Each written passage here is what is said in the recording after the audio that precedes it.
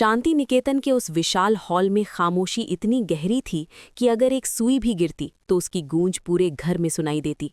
लेकिन ये खामोशी सुकून की नहीं, बल्कि आने वाले उस तूफान की थी जो वीरानी परिवार की पीढ़ियों पुरानी इज्जत को मिट्टी में मिलाने वाला था। आज के इस वीडियो में मैं मनीषा आपको उस अनकही दास्तां के पन्नों में ले चलूंगी जिसे कैमरे ने रिकॉर्ड तो किया, लेकिन शायद उसे उस शिद्दत से टीवी पर दिखाया नहीं जा सका जितनी शिद्दत से वो कागज के उस टुकड़े पर लिखा गया था जो इस वक्त मिहिर वीरानी के कांपते हाथों में था। फिल्म सिटी के मेकअप रूम से लेकर डायरेक्टर्स के केबिन तक मैंने अपनी आंखों से उन स्क्रिप्ट्स के ड्राफ्ट्स देखे हैं जिनमें साफ तौर पर जिक्र था कि वीरानी परिवार पर पुलिस का शिकंजा कसने वाला था, और उसकी वजह कोई बाहरी दुश्मन नहीं बल्कि घर के अंदर मौजूद एक गहरा राज था। वो लिफाफा जिसे डाकिया अभी अभी मिहिर के हाथ में थमाकर गया था, वो कोई साधारण चिट्ठी नहीं थी बल्कि एक फॉरेंसिक लैब की रिपोर्ट थी। एक ऐसी रिपोर्ट जिसने मिहिर वीरानी जैसे सुलझे और मजबूत इंसान के भी होश उड़ा दिए थे। उस दिन सेट पर मौजूद क्रू मेंबर्स के बीच एक अजीब सी घबराहट थी, क्योंकि जो सीन शूट होने जा रहा था वो वीरानी परिवार की बुनियाद हिलाने वाला था।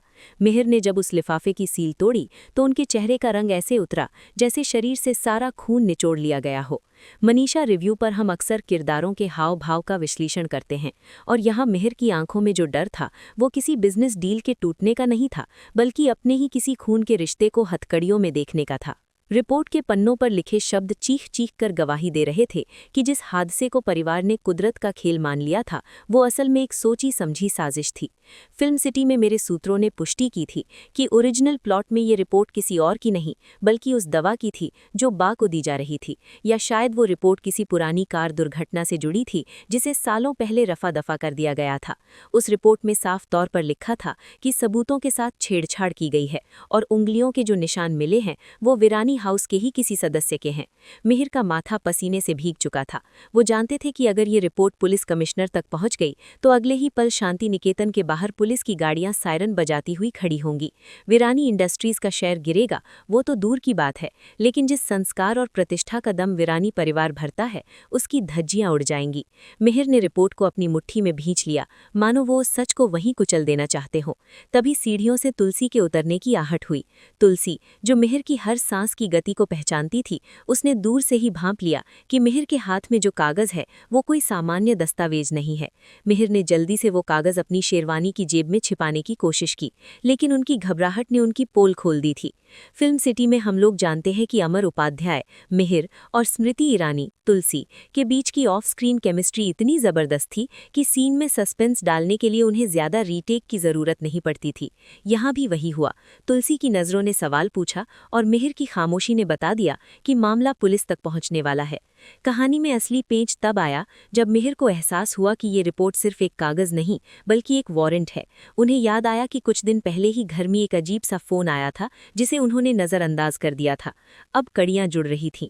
क्या वो फोन पुलिस की तरफ से था या किसी ब्लैकमेलर का? मैं मनीषा आपको ये बता दूं कि उस समय शो के मेकर्स एक बहुत ही डार्क ट्रैक प्लान कर रहे थे जिसे क्राइम थ्रिलर जैसा रूप दिया जाना था।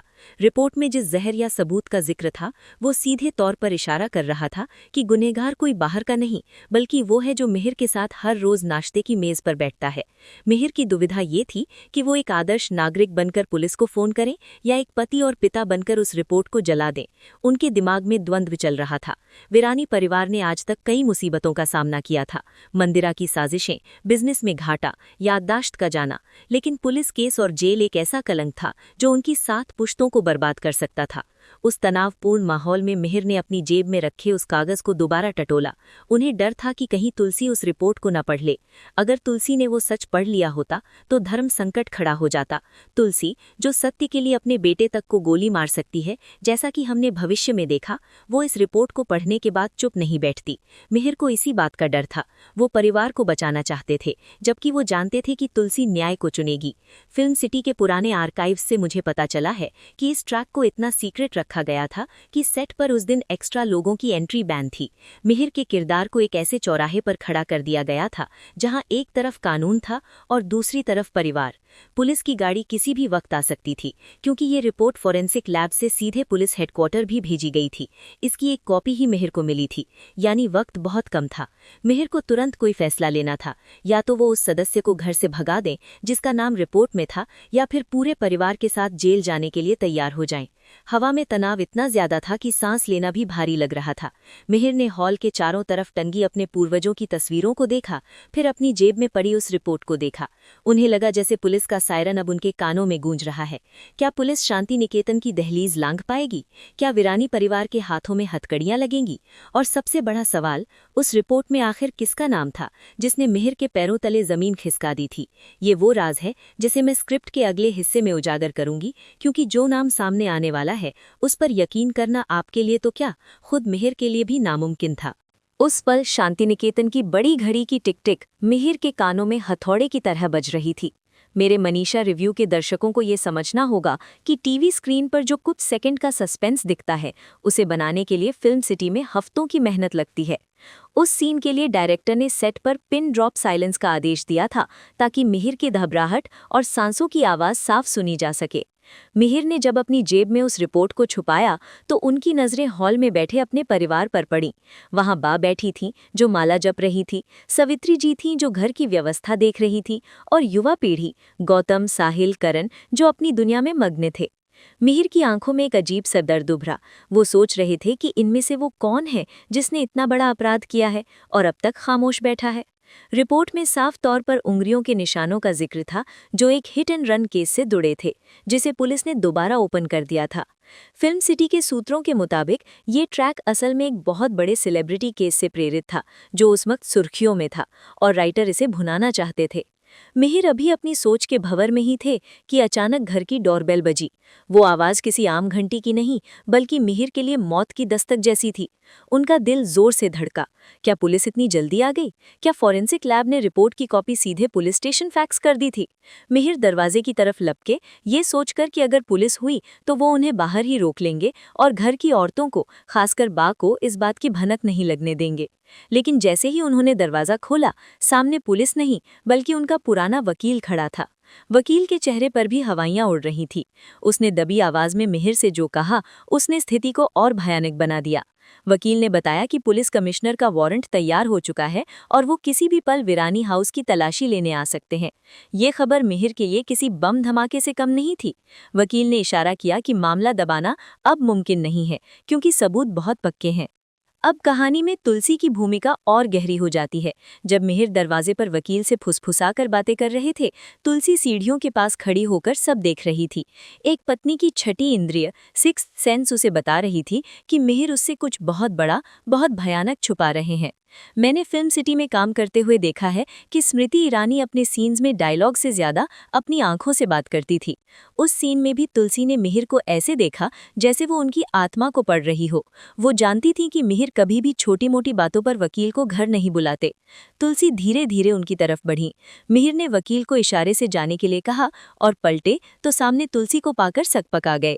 वो पल इतना नाजुक था कि अगर तुलसी उस वक्त मिहिर की जेब में हाथ डाल देती तो वीरानी परिवार का इतिहास वहीं बदल जाता। लेकिन मिहिर ने बात को घुमा दिया, बिजनेस की कोई झूठी समस्या बताकर। पर क्या तुलसी मानी? नहीं। तुलसी का किरदार उस शो में सच्चाई की मूरत था और झूठ की गंध उसे सबसे पहले आती थी। इसके बाद जो हुआ वो स्क्रिप्ट के सबसे बेहतरीन हिस्सों में से एक था, जिसे दुर्भाग्यवश एडिटिंग में थोड़ा काट दिया गया था। लेकिन मैं आपको पूरा सच बताती हूँ। वकील के जाने के बाद मिहिर सीधे अपने कमरे में गए और बाथरूम में जाकर उस रिपोर्ट को दोबारा निकाला। उन्होंने कांपते हाथों से उस नाम को फिर से पढ़ा जो उस रिपोर्ट के नीचे लिखा था। वो नाम था गौतम वीरानी। जी हाँ, मिहिर और तुलसी का वो बेटा जो पहले ही काफी भटक चुका था। रिपोर्ट के मुताबिक जिस गाड़ी से एक्सीडेंट हुआ था वो गौतम चला रहा था। लेकिन यहाँ मनीषा रिव्यू का एक बड़ा ट्विस्ट आता है। फिल्म सिटी के इनसाइडर्स का कहना है कि ये रिपोर्ट भी एक छलावा हो सकती थी।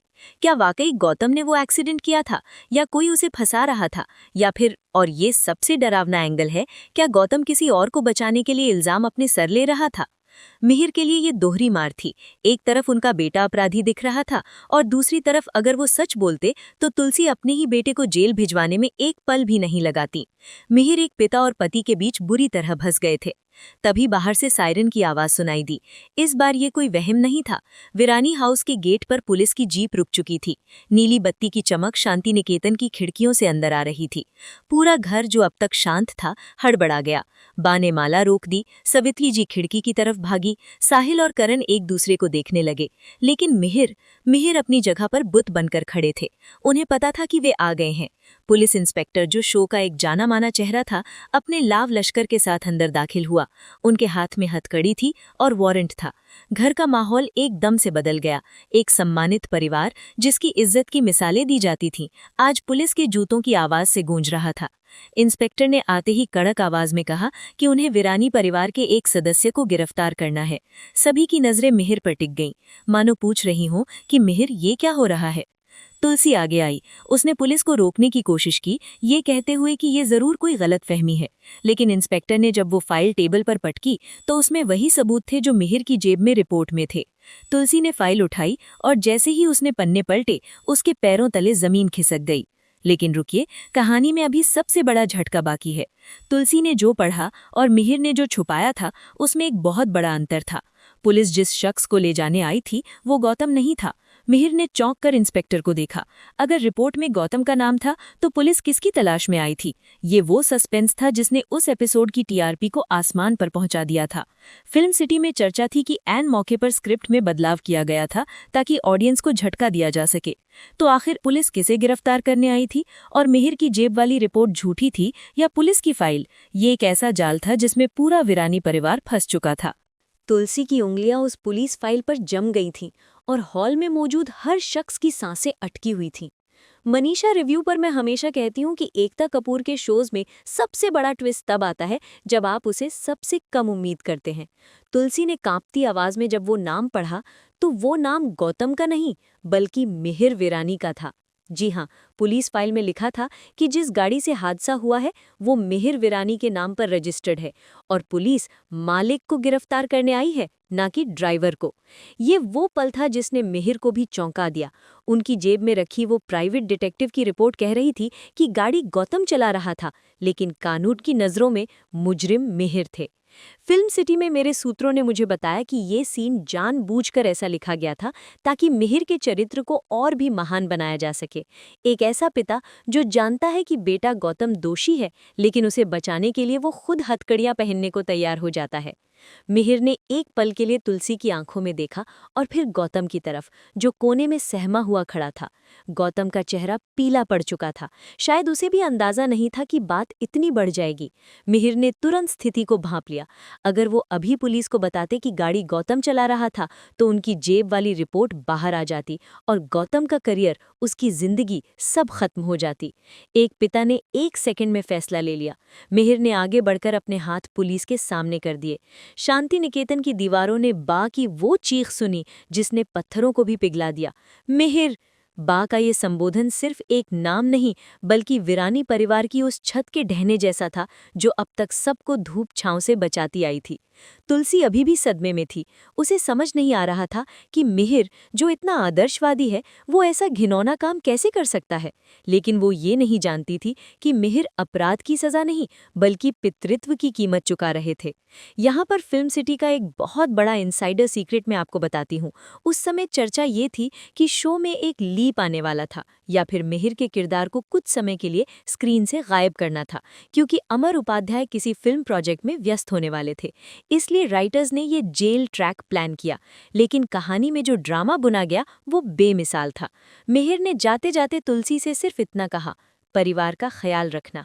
उन्होंने अपनी बेगुनाही की सफाई नहीं दी। क्यों? क्योंकि सफाई देने का मतलब होता असली मुजरिम गौतम का नाम लेना। पुलिस मिहिर को जीप में बैठाकर ले गई। सायरन की आवाज़ धीरे धीरे दूर होती गई, लेकिन वीरानी हाउस में जो सन्नाटा छूट गया वो सायरन से भी ज्यादा शोर मचा रहा था। गौतम अपनी जगह से हिल भी नहीं पाया। उसे ग्लानि हो रही थी या डर, ये कहना मुश्किल था, लेकिन दर्शक जानते थे कि मिहिर ने आज एक बार फिर राम बनकर अपने लव कुश की रक्षा की थी। लेकिन कहानी यहाँ खत्म नहीं होती। मनीषा रिव्यू का विश्लेषण ये कहता है कि मिहिर की जेब में पड़ी वो रिपोर्ट जिसमें गौतम का नाम था, वो भी एक चाल थी। बाद के एपिसोड्स में या कहें कि डिलीटेड सीन्स के कॉन्सेप्ट्स में ये इशारा मिलता है कि वो एक्सीडेंट असल में हुआ ही नहीं था, या फिर वो रिपोर्ट किसी दुश्मन, शायद मंदिरा या कोई बिजनेस राइवल ने प्लांट की थी ताकि बाप बेटे के बीच शक का बीज बोया जा सके। मिहिर को लगा गौतम दोषी है, इसलिए उन्होंने कुर्बानी दी। गौतम को लगा शायद पापा ने एक्सीडेंट किया है, इसलिए वो चुप रहा। ये मिसकम्युनिकेशन का वो क्लासिक ड्रामा था जिसने इस शो को इतना लंबा चलाया। पुलिस स्टेशन ले जाने के बाद क्या हुआ, क्या मिहिर ने सच उगल दिया या गौतम ने अपना जुर्म कबूल किया, ये एक अलग कहानी है। लेकिन उस रात शांति निकेतन में जो हुआ उसने साबित कर दिया कि वीरानी परिवार पर जब भी आंच आती है, मिहिर वीरानी सबसे पहले जलने के लिए तैयार मिलते हैं।